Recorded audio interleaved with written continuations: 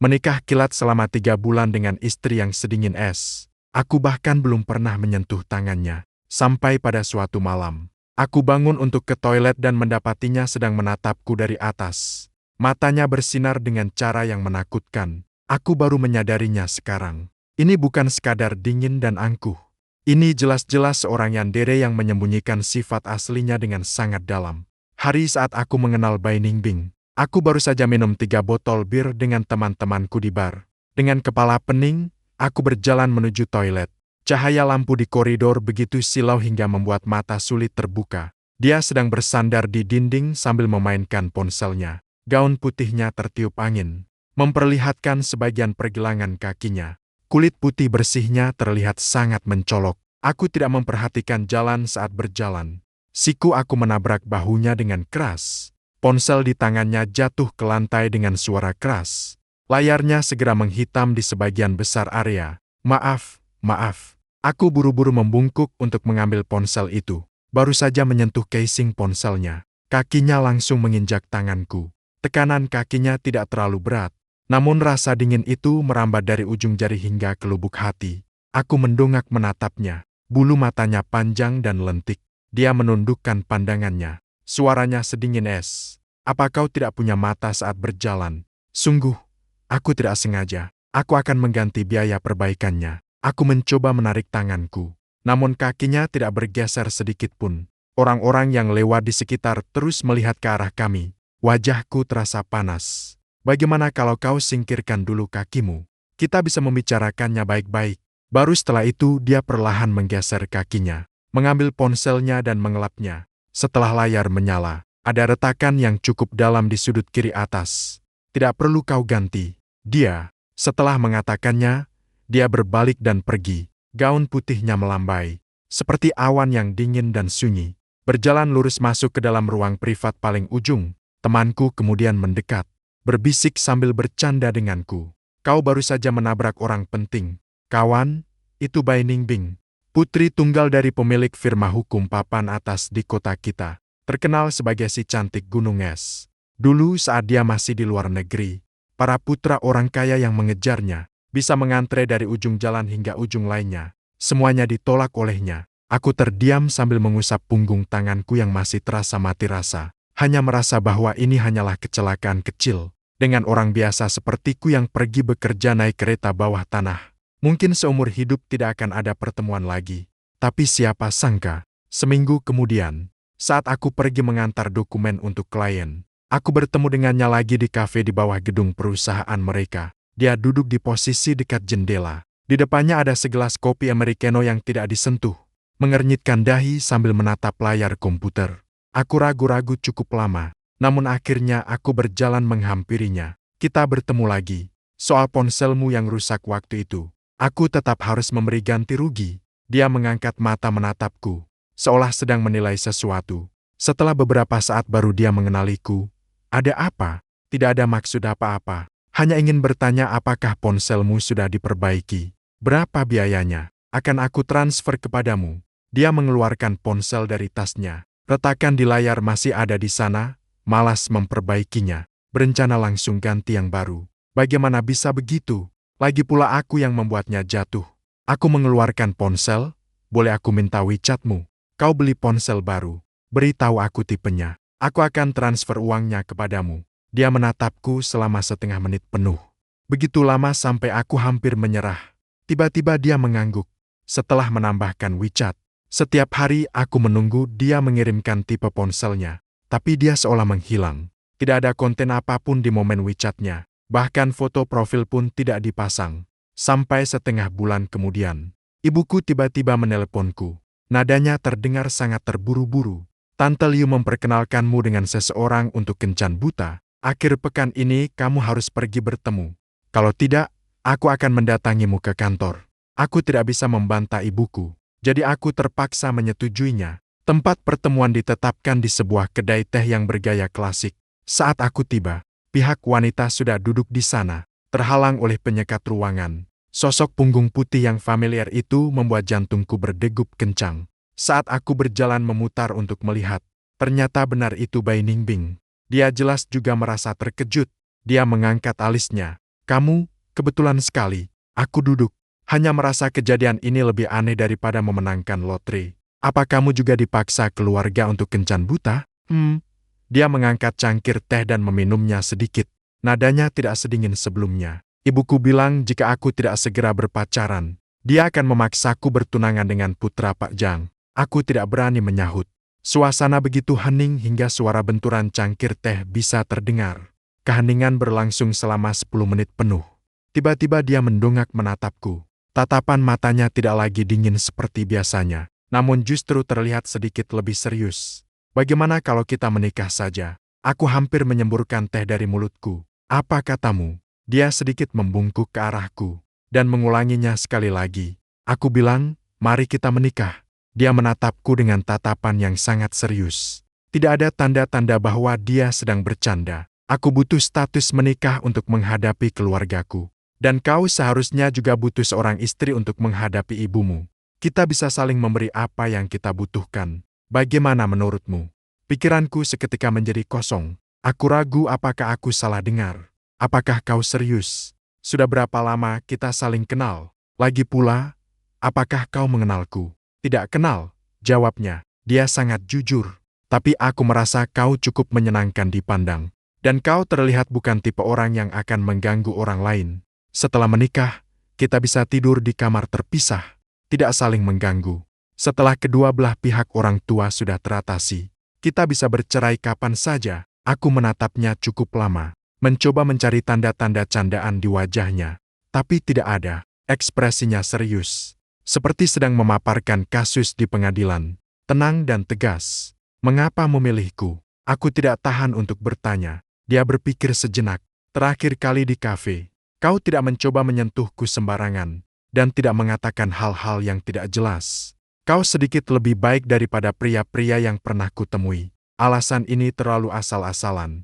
Aku mengeluh dalam hati, namun melihat wajahnya yang memukau itu, dan mengingat ibuku yang setiap hari mendesakku mencari pasangan, entah karena dorongan apa, aku mengangguk. Baiklah, mari kita menikah saja. Sekarang kalau diingat kembali, saat itu aku pasti sedang tidak sadar baru bisa setuju.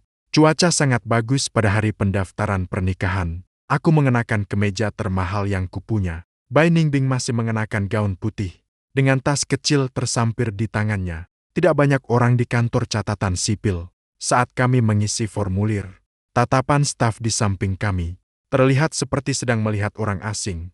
Mungkin mereka belum pernah melihat pasangan yang begitu dingin. Sepanjang proses kami hampir tidak bicara. Bahkan saat mengambil foto bersama, fotografer meminta kami untuk lebih mendekat. Bai Ningbing hanya bergeser 1 sentimeter ke arahku. Saat menerima buku nikah merah itu, aku masih merasa linglung saat berjalan keluar dari kantor catatan sipil. Bai Ningbing memasukkan buku nikahnya ke dalam tas. Tempat tinggalku tidak jauh dari perusahaanmu. Kau yang pindah ke sana, atau aku yang pindah ke tempatmu? Kau tinggal di mana? Aku bertanya. Xiu Mansion. Aku menarik napas dalam-dalam. Itu adalah kawasan perumahan mewah yang terkenal di kota kami. Harga 1 unit rumah di sana cukup untuk membuatku bekerja keras seumur hidup tanpa makan dan minum. Lebih baik aku saja yang pindah ke sana. Sore ini aku akan meminta bibi menyiapkan 1 kamar tamu. Setelah selesai bicara, dia mengeluarkan kunci mobil. Aku akan meminta sopir mengantarmu pulang. Untuk berkemas. Tidak perlu. Tidak perlu. Aku bisa memesan taksi sendiri. Aku buru-buru melambaikan tangan. Berada bersama orang di level seperti dia, aku selalu merasa tidak nyaman di sekujur tubuhku. Dia tidak memaksa dan mengirimkan alamatnya kepadaku. Sampai sebelum jam 6 sore sudah cukup. Ibuku bilang ingin datang untuk makan malam. Cepat sekali harus bertemu orang tua. Kalau tidak, bagaimana bisa membuat ibunya percaya bahwa kita benar-benar bersama dengan tulus? Dia melirikku sekilas. Tenang saja, apa yang tidak seharusnya dikatakan, aku akan memberitahumu sebelumnya. Sore harinya aku kembali ke rumah kontrakan untuk berkemas. Melihat barang-barang bawaan yang tidak berharga ini, tiba-tiba aku merasa ini sangat tidak nyata. Aku menikah begitu saja, dan istriku adalah orang seperti Bai Ningbing. Petugas pindahan membawa barang-barangku ke Xiu Mansion. Tatapan satpam padaku penuh dengan kecurigaan. Saat melangkah masuk ke rumah Bai Ningbing, aku semakin terkejut. Apartemen dupleks besar itu didekorasi dengan gaya minimalis. Semuanya berwarna putih, sangat bersih, seperti rumah contoh. Tidak ada suasana kehidupan sedikit pun. Seorang bibi yang mengenakan celemek datang menyapaku. "Anda Tuan Chan, kan? Nona Bai sudah memberitahu saya. Kamar tamunya ada di lantai 2. Saya antar Anda ke atas." Kamar tamu itu bahkan lebih besar dari rumah kontrakan lamaku, dan memiliki kamar mandi pribadi. Bibi meletakkan barang-barangku dengan rapi, lalu menuangkan segelas air untukku. Sifat Nona Bai memang agak dingin, tapi dia orang yang sangat baik. Hanya saja dia tidak suka banyak bicara. Aku mengangguk, tidak berani bertanya lebih banyak. Tepat pukul 6, bel pintu berbunyi. Ibu Bai Ningbing, seorang wanita yang mengenakan kipau, dengan aura yang luar biasa masuk ke dalam. Di belakangnya mengikuti seorang paman yang membawa keranjang buah. Seharusnya itu ayah Bai Ningbing. "Halo paman, bibi." Aku segera berdiri, sampai tidak tahu harus meletakkan tangan di mana. Xiao Chan kan? Cepat duduk, cepat duduk." Bibi Bai tersenyum sangat ramah. Sambil menggandeng tanganku, dia bertanya ini itu, mulai dari pekerjaan hingga gaji, lalu bertanya tentang situasi keluarga. Aku menjawab semuanya satu persatu. Bai Ningbing duduk di samping, sesekali ikut berbicara, nadanya datar saja, namun selalu bisa membantuku keluar dari situasi sulit tepat pada waktunya. Misalnya saat Bibi Bai bertanya kapan aku berencana pindah ke rumah yang lebih besar. Bai Ningbing berkata bahwa tinggal di sini sudah sangat baik. Pindah rumah terlalu merepotkan. Saat Bibi Bai bertanya kapan kami berencana memiliki anak, Bai Ningbing berkata bahwa karier baru saja berjalan di jalur yang benar. Tidak perlu terburu-buru. Setelah makan selesai, punggungku penuh dengan keringat. Setelah mengantar Bibi Bai dan rombongannya pergi, aku terkulai lemas di sofa, menghela napas panjang. Akhirnya selesai juga menghadapinya. Bai Ningbing tidak mempedulikanku.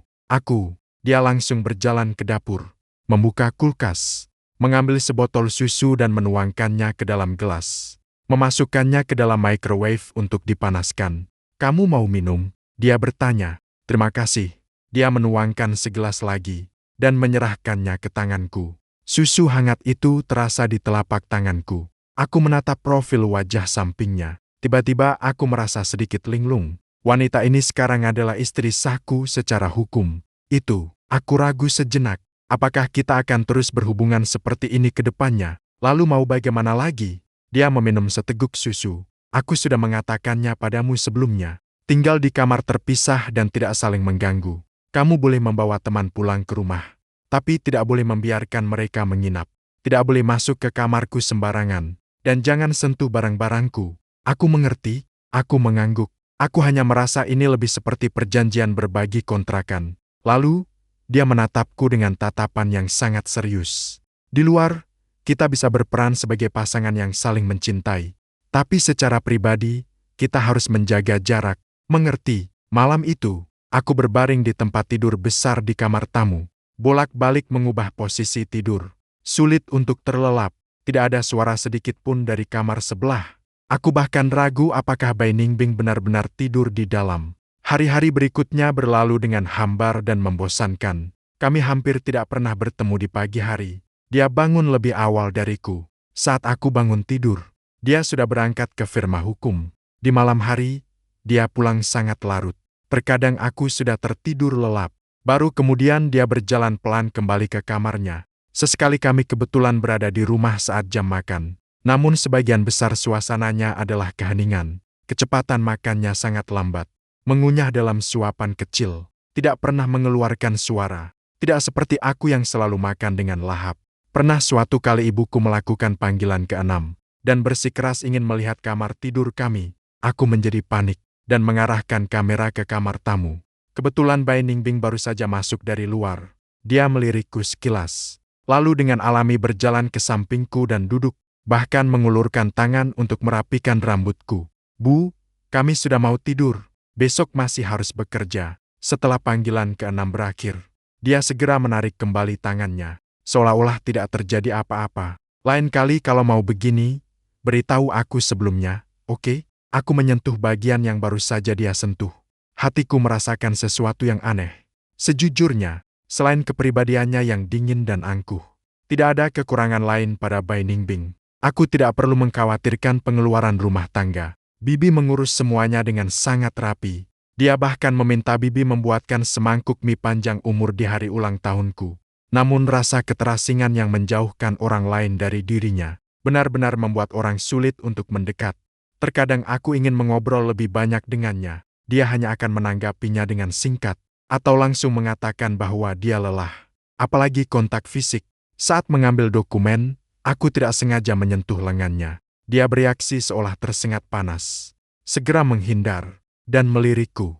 Tatapan itu membuatku merasa seperti seorang pria hidung belang. Aku mulai ragu apakah dia memang tidak menyukai pria, atau mungkin sudah ada orang lain di hatinya. Hari-hari yang penuh rasa hormat namun kaku seperti ini, telah berlalu selama lebih dari sebulan. Aku benar-benar tidak tahan lagi. Bukan karena aku memiliki keinginan lebih terhadapnya, tapi terutama karena hubungan seperti ini terlalu aneh. Kami adalah suami istri, namun terasa lebih jauh daripada orang asing. Hari itu dia pulang sangat awal, dan sedang duduk di ruang tamu membaca dokumen. Aku menarik napas dalam-dalam, lalu melangkah maju. "Bai Ningbing, bisakah kita bicara sebentar?" Dia mengangkat pandangannya menatapku. "Bicara soal apa?" "Tentang hubungan kita yang sekarang." Aku menggaruk kepalaku. "Sebenarnya kenapa kamu mau menikah denganku? Tidak mungkin benar-benar hanya untuk menghadapi ibumu, kan?" Dia menutup dokumen itu dan meletakkannya di atas meja kopi. "Kalau bukan karena itu, lalu karena apa lagi? Tapi kamu tidak bisa memilih orang yang sama sekali tidak kamu kenal." Aku merasa agak cemas. "Apa kamu tidak takut kalau aku ini orang jahat? Atau aku punya niat buruk terhadapmu? Kamu tidak akan melakukannya," ucapnya dengan sangat yakin. "Aku sudah menyelidiki latar belakangmu." Aku tertegun. "Kamu menyelidikiku?" Aku mendengus.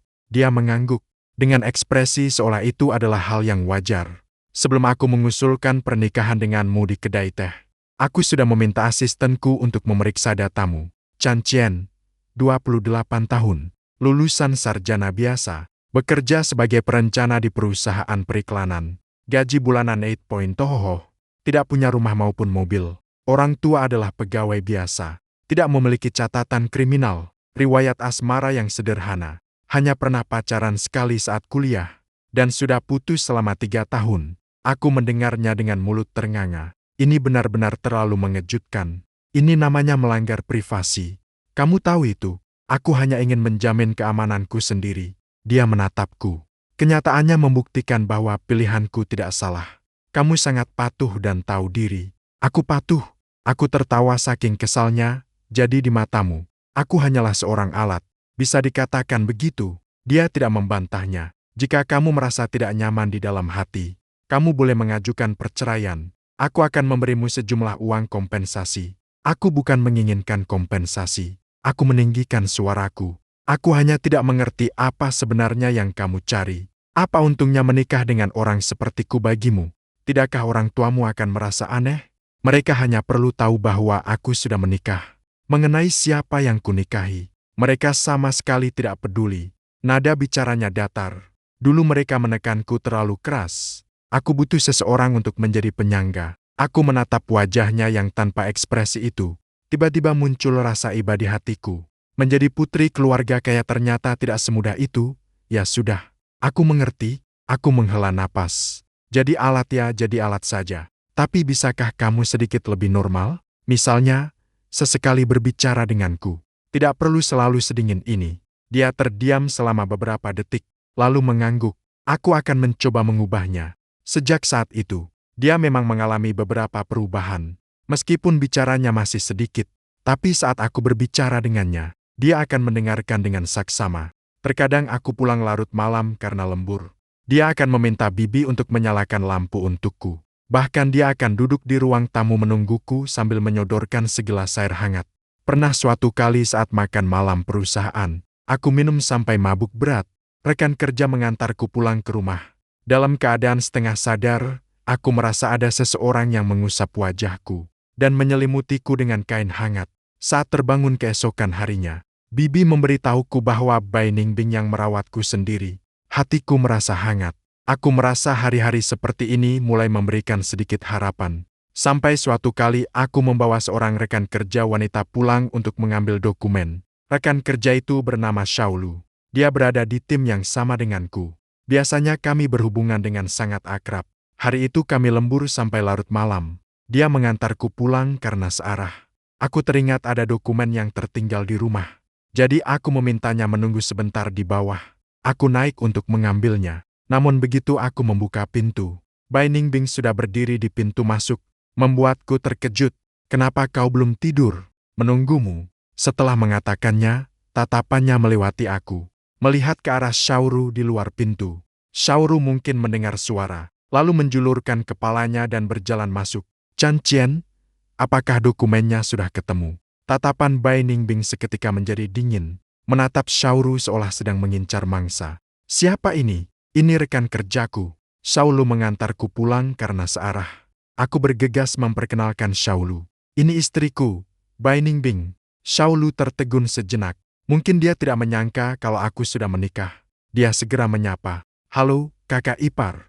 Bai Ningbing tidak mempedulikannya, hanya menatapku. Di mana dokumennya? Ada di kamarku. Aku akan mengambilnya. Aku bergegas naik ke atas mengambil dokumen itu lalu menyerahkannya kepada Shaolu. Maaf ya, membuatmu menunggu lama. Tidak apa-apa, tidak apa-apa. Kalau begitu, aku pergi dulu. Shaolu sepertinya juga menyadari suasana yang tidak enak. Dia pergi dengan terburu-buru. Begitu dia pergi, Bai Ningbing pun angkat bicara. Siapa dia? Dia rekan kerjaku. Dari grup yang sama. Biasanya dia cukup perhatian padaku. Aku tidak berpikir terlalu jauh. Jangan biarkan dia datang ke rumah lagi. Nada bicaranya sangat dingin. Kenapa? Dia hanya naik untuk mengambil dokumen. Aku tidak suka dia. Setelah meninggalkan kata-kata itu, dia berbalik dan berjalan kembali ke kamarnya. Dengan suara debuman, dia menutup pintu kamar dengan keras. Aku berdiri di sana dengan perasaan bingung. Apakah dia sedang cemburu? Tapi tatapannya tadi tidak seperti itu. Lebih seperti binatang buas yang wilayahnya baru saja dilanggar. Sejak saat itu, sikap Bai Ningbing terhadapku kembali seperti sebelumnya, bahkan menjadi lebih dingin. Saat aku berbicara dengannya, dia berpura-pura tidak mendengar. Hatiku terasa sesak karena frustrasi. Namun aku tidak tahu harus mengadu kepada siapa. Jika aku mengatakannya pada teman-temanku, mereka pasti akan menganggapku tidak tahu terima kasih. Sudah mendapatkan istri secantik itu. Tapi masih saja tidak puas. Jika aku mengatakannya pada ibuku, aku takut dia akan ikut khawatir.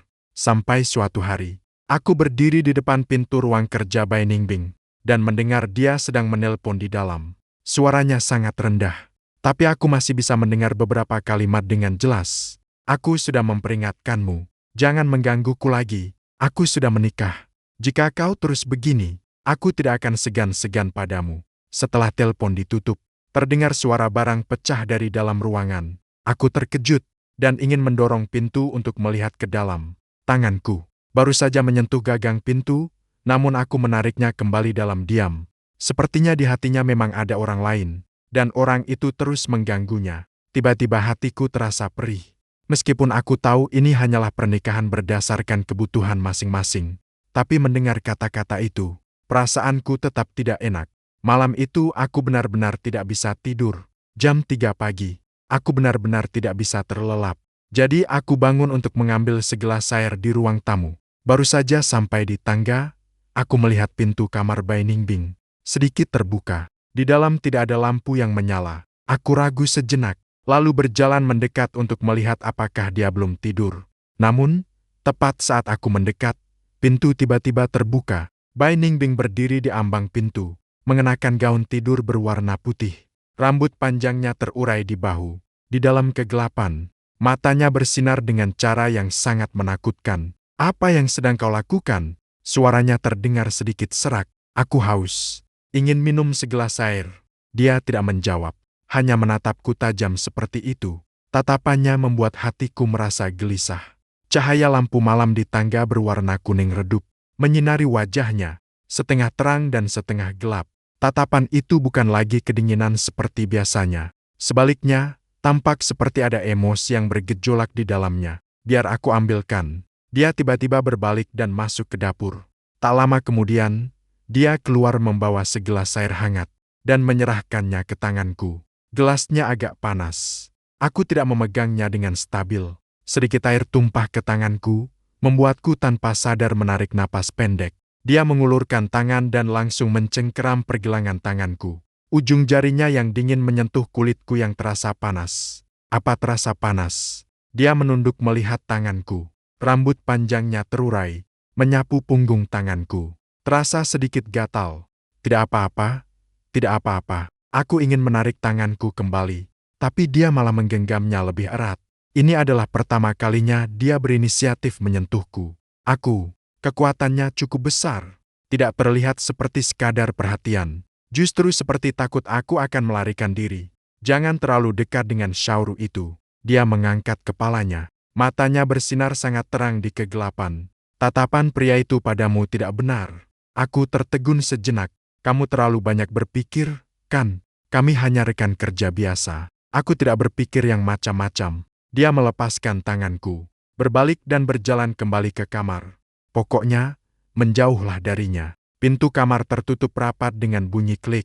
Aku berdiri terpaku di tempat, masih memegang segelas air hangat di tangan.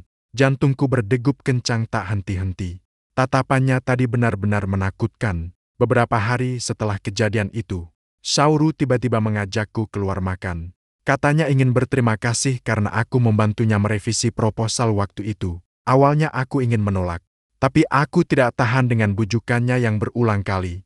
Jadi aku terpaksa menyetujuinya. Tempat pertemuan ditetapkan di sebuah restoran barat dekat kantor. Saat aku tiba, Xiaoru sudah duduk di sana, mengenakan gaun baru yang baru dibelinya, dengan riasan tipis yang cantik.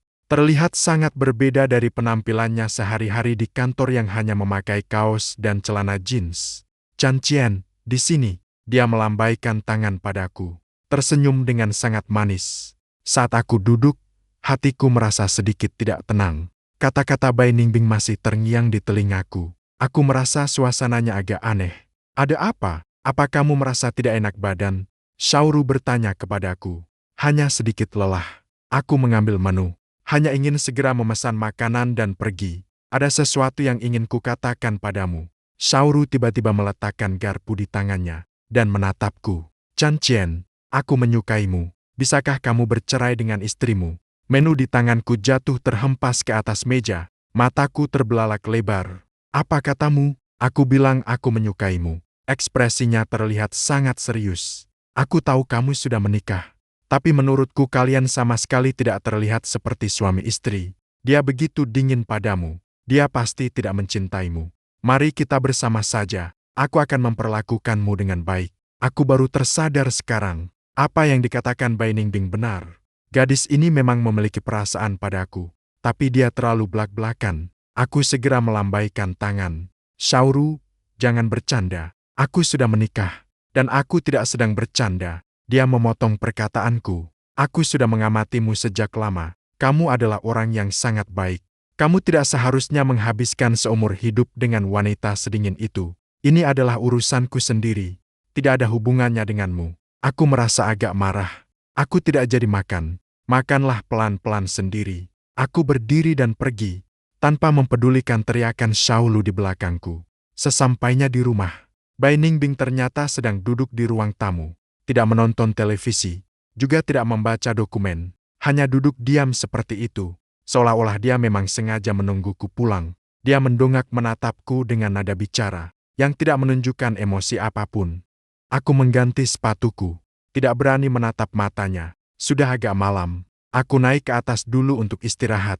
Pergi kemana saja? Dia bertanya. Makan malam bersama rekan kerja. Aku menjawab dengan samar. Bersama Xiaoru. Langkahku terhenti. Aku berbalik. Bagaimana kamu bisa tahu? Dia tidak menjawab. Dia berdiri dan berjalan ke hadapanku, mengeluarkan beberapa lembar foto dari sakunya, dan membantingnya ke atas meja kopi di hadapanku. Foto-foto itu adalah momen aku dan Xiaoru di restoran barat hari ini. Sudut pengambilannya sangat tersembunyi. Terlihat jelas bahwa itu diambil secara diam-diam. Ada foto saat aku menunduk melihat menu. Ada adegan saat Xiaoru sedang berbicara denganku. Dan juga punggungku saat aku berdiri untuk pergi. Apa yang dia katakan padamu? Suara Bai Ningbing sangat tenang.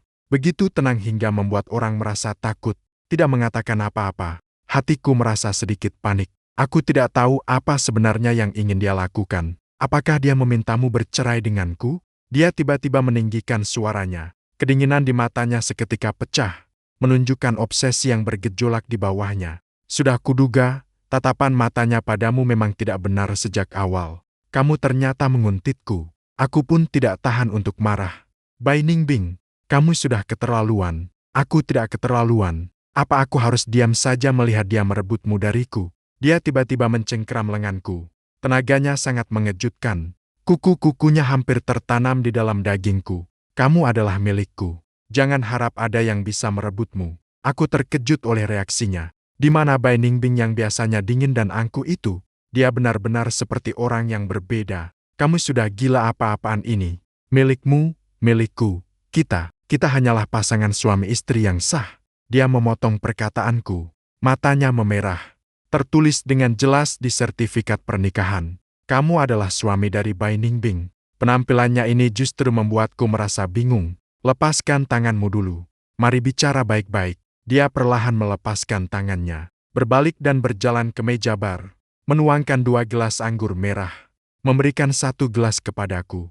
Maafkan aku. Tadi aku terlalu emosional. Minumlah segelas anggur ini sebagai permintaan maafku. Aku ragu sejenak melihat gelas anggur merah itu. Meskipun reaksinya tadi menakutkan. Namun sikap permintaan maafnya terlihat sangat tulus. Sudahlah, aku menerima gelas itu dan mendentingkannya pelan dengan gelasnya. Aku meminum sebagian besarnya dalam 1 tegukan. Rasa anggurnya agak sepat. Efeknya sepertinya cukup kuat.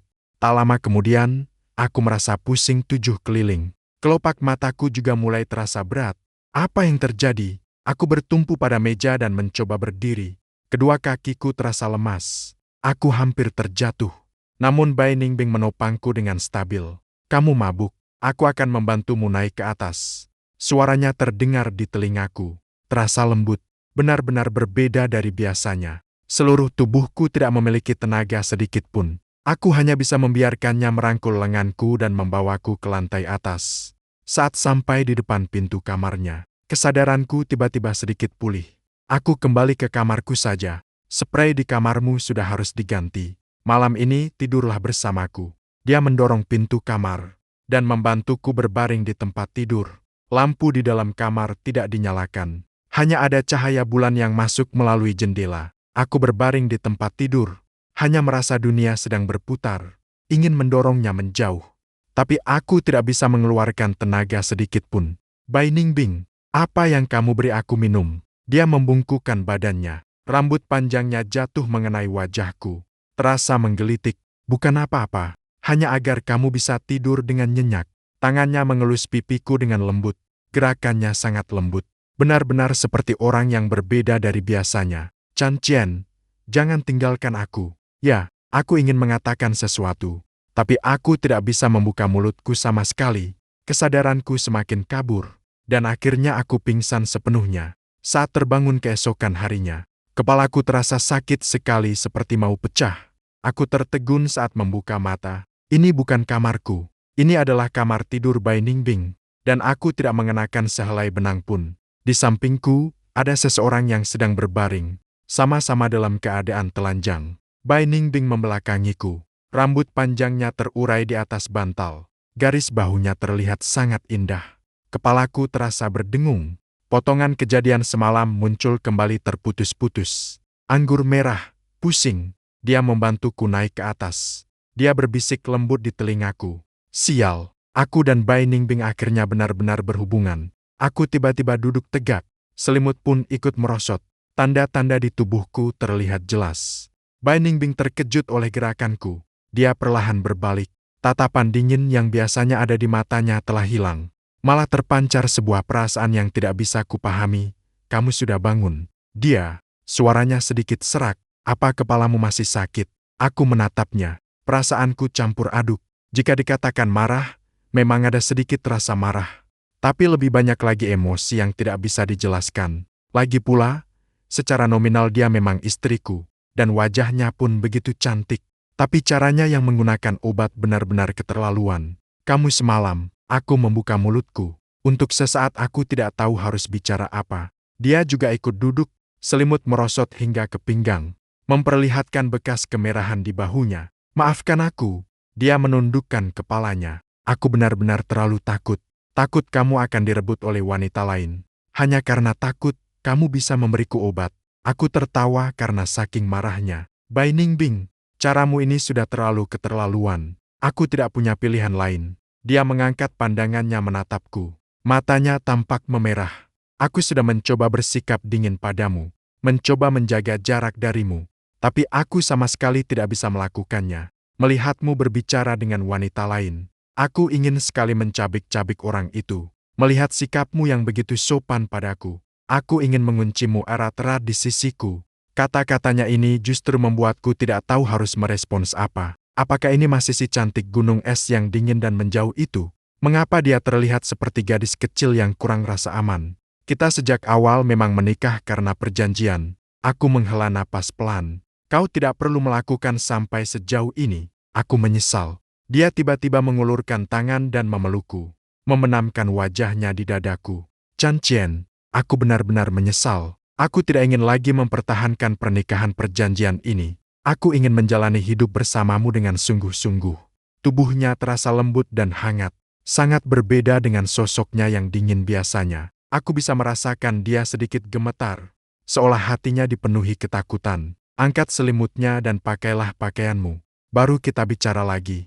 Aku menepuk punggungnya. Sejujurnya, berpelukan dalam keadaan telanjang begini, aku benar-benar tidak bisa menahannya. Namun dia tidak mau bergerak, malah memelukku semakin erat.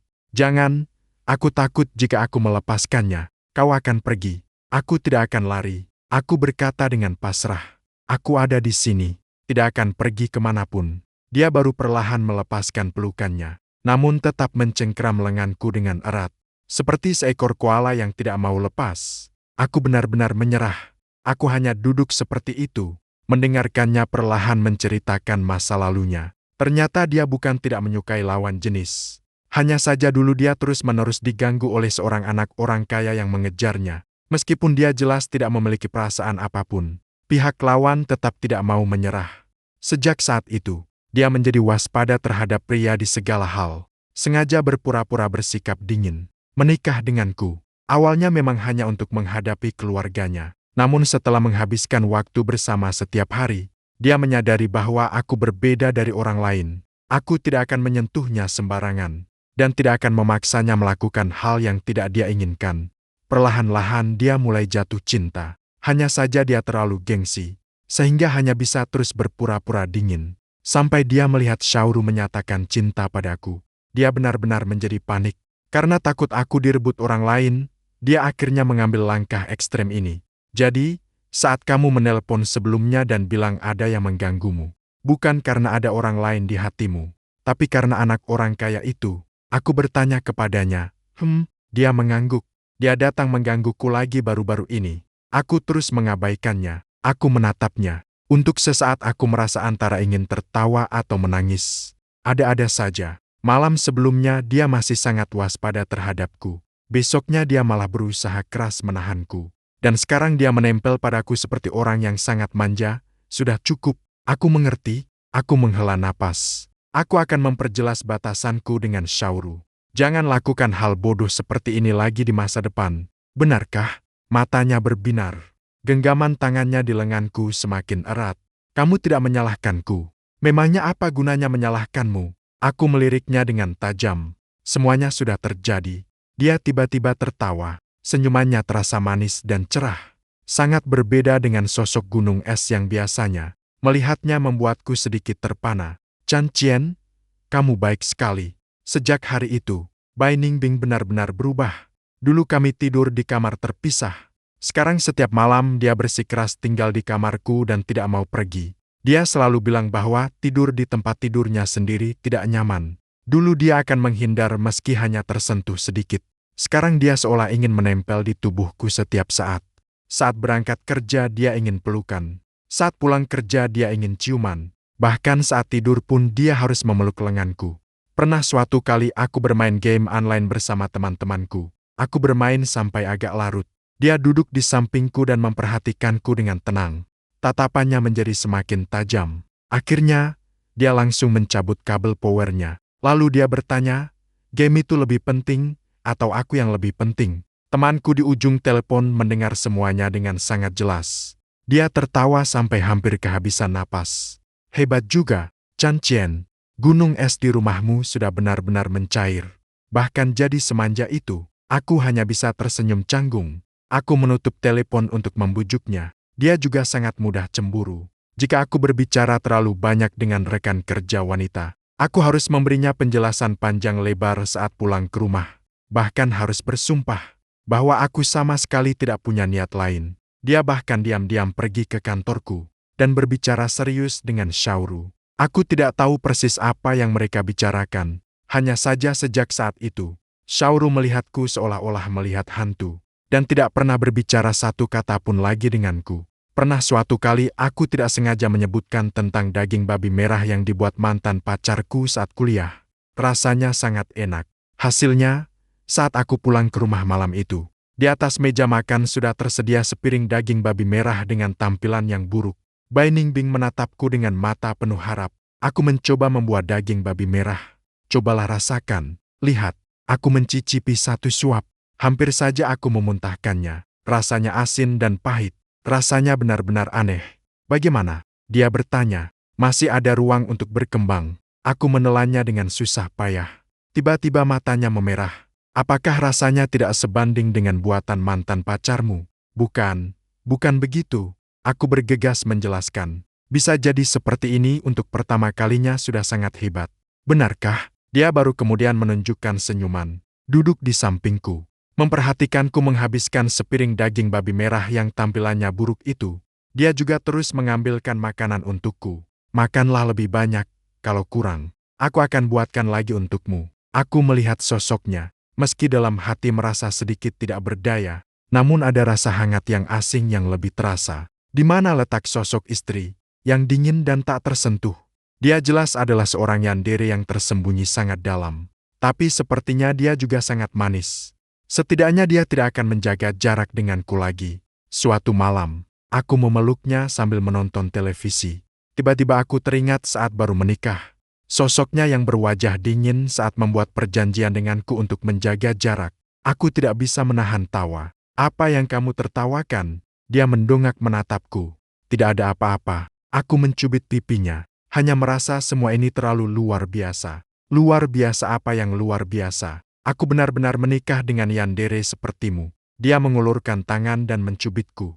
Mengatakan dengan pipi menggembung. Aku bukan yandere. Aku hanya terlalu menyukaimu. Iya, kamu menyukaiku. Aku tersenyum dan memeluknya lebih erat. Aku juga menyukaimu. Istri yandereku. Dia tidak menjawab. Hanya meringkuk di dalam pelukanku. Namun sudut bibirnya diam-diam terangkat. Di luar jendela, cahaya bulan menyinari dengan lembut tangan kami yang saling menggenggam. Mungkin awal dari pernikahan ini konyol dan tak terduga. Namun sekarang tampaknya berjalan ke arah yang semakin baik. Meskipun istriku sedikit yandere, sedikit manja, dan sangat mudah cemburu. Tapi dia adalah milikku, dan hari-hari pun berlalu dengan tenang dan hangat seperti ini. Sifat yandere Bai Ningbing. Apakah itu baik atau buruk? Namun sebagian besar waktu tertutupi oleh kelembutannya yang manja. Saat cuaca mulai mendingin, dia akan menghangatkan baju tidurku lebih dulu menggunakan kantong air panas. Saat aku masuk ke dalam selimut, terasa penuh kehangatan. Saat cuaca panas, dia takut angin AC akan berdampak buruk bagi kesehatanku. Dia mengambil kipas kecil dan mengipasiku. Meskipun dahinya penuh dengan butiran keringat, namun dia tersenyum dengan penuh kebahagiaan. Ibuku pernah mengunjungi kami sekali. Melihat Bai Ningbing membuatkan berbagai macam hidangan untukku.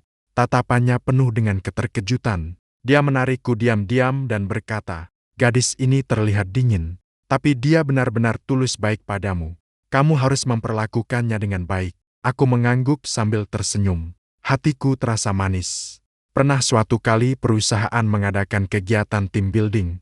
Kami harus pergi ke kota tetangga selama 2 hari. Baru saja aku mengatakannya pada Bai Ningbing. Wajahnya langsung berubah muram.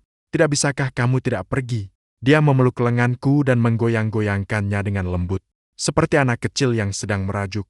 "Tidak bisa, ini kegiatan kelompok. Tidak pantas jika aku tidak pergi." Aku menepuk tangannya. "Hanya 2 hari, aku akan segera kembali." 2 hari pun tidak boleh. Dia mengerucutkan bibirnya. "Bagaimana jika kamu tergoda wanita lain di luar sana? Mana mungkin aku punya daya tarik sebesar itu." Aku tidak tahu harus tertawa atau menangis. Lagi pula, hatiku selalu ada untukmu. Dia tersenyum karena bujukanku. Namun dia tetap merasa tidak tenang. Dia membantuku mengemas barang-barang sepanjang malam. Sikat gigi, handuk, bahkan plester luka pun dimasukkan ke dalam tas. Sebelum aku pergi, dia meninggalkan bekas ciuman di leherku. Katanya, dengan begini orang lain akan tahu kalau kau sudah ada yang punya. Selama 2 hari acara team building itu, pesan darinya tidak pernah berhenti. Pagi hari dia bertanya apakah aku sudah makan. Siang hari dia bertanya apa yang sedang aku lakukan. Malam hari dia bahkan melakukan panggilan ke-6 untuk memeriksa keberadaanku.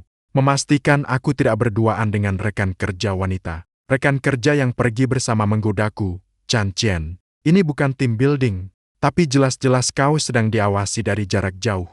Mulutku mengatakan bahwa dia terlalu merepotkan, namun hatiku terasa penuh dengan kehangatan. Pada hari kepulangan, tepat setelah aku keluar dari stasiun kereta cepat, aku melihat Bai Ningbing berdiri di pintu keluar, mengenakan mantel krem yang kuberikan padanya, memegang sebuket bunga matahari. Matanya berbinar menatapku. Kenapa kau kemari? Aku melangkah maju dan mengambil bunga dari tangannya, untuk menjemputmu pulang. Dia berjinjit dan mencium pipiku. Apakah kau merindukanku? Aku merindukanmu setiap hari. Aku memeluknya erat dalam pelukanku. Orang-orang yang berlalu lalang di sekitar menjadi kabur. Di mataku hanya ada dia. Tak lama kemudian, hari peringatan 1 tahun pernikahan kami tiba. Aku sudah memesan restoran sebelumnya, dan juga membeli sebuah kalung. Ingin memberinya kejutan. Setelah pulang kerja dan sampai di rumah, saat membuka pintu, aku tidak melihat Bai Ningbing. Di ruang tamu terdapat sebuah kue besar, dengan 1 batang lilin yang tertancap. Di sampingnya tersedia 2 gelas anggur merah. Bai Ningbing, aku memanggil namanya. Pintu kamar tidur pun terbuka sebagai jawaban. Dia berjalan keluar, mengenakan gaun merah, dengan riasan tipis yang cantik, rambutnya disanggul ke atas, memperlihatkan lehernya yang jenjang. Aku terpaku menatapnya cukup lama, sampai tidak bisa berkata-kata. Apakah aku terlihat cantik? Dia berjalan ke hadapanku dan berputar pelan. Cantik, sangat cantik. Aku tersadar dari lamunanku, lalu menyerahkan hadiah itu ke tangannya. Selamat hari jadi. Dia menerima kotak itu. Saat membukanya, matanya seketika berbinar.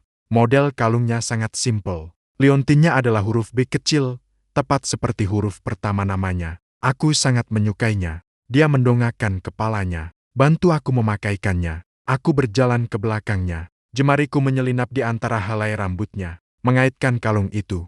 Logam pengait yang dingin menyentuh kulitnya. Dia sedikit gemetar, lalu berbalik dan memeluk pinggangku. Chan Chien, terima kasih. Suaranya terdengar teredam. Terima kasih, karena tidak membenciku yang dulu. Terima kasih karena bersedia tetap berada di sisiku. Bodoh, kita kan suami istri. Aku mengelus rambutnya dengan lembut. Seharusnya aku yang berterima kasih.